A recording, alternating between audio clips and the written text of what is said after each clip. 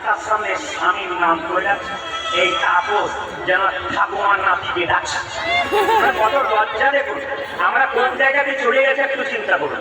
মায়েরা, আমার কাকিমা এখনো বেঁচে আছেন, গুরুমন্ত্র নেওয়ার পর একবারও স্বামীর নাম করে নাই। হরে কৃষ্ণ মহামন্ত্র দিয়ে গেছে, গুরুদেব বলছেন হরে কৃষ্ণ মহামন্ত্র বলবে আর 3 বার, তারপর গুরুমন্ত্র জপ করবে, মহামন্ত্র আগে জপ করবে।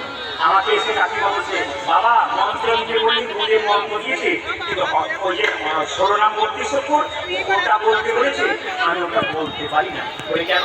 আমি এক জায়গাতে বলতে গিয়ে থমকে যাই, হরে কৃষ্ণ কৃষ্ণ কৃষ্ণ হরে হরে, তারপর আর বলতে পারি না। তোর কাকার নাম কি বটে তুই তো জানো?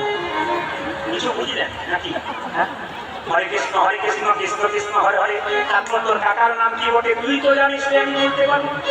ওর কাকার নাম রাম, রাম বলতে পারে না। আমার কাকিমা কোনো অসুবিধা নাই, স্বামীর নাম করা যায়, তুই ভগবানের নামে ওই তুই যতই কীর্তন কর আর লোককে বোঝা, আমি শুনবো না। বলে কেন? আমি করি নাই, আমি বলবো না। আমাকে কিছু তো বলতে হবে। বলছে হ্যাঁ, সিদ্ধান্ত নিয়ে নিয়েছি। বলে কি? তুই তো জানিস আমার 6টা ছেলে মরার পর একটা ছেলে হচ্ছে, তার নাম ফেলা।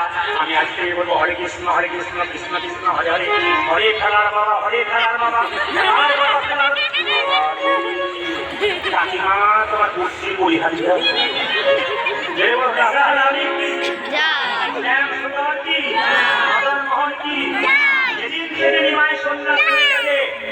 সেদিন থেকে 14 বছরের মেয়েটা সকাল থেকে সন্ধ্যা পর্যন্ত কি করে জানেন?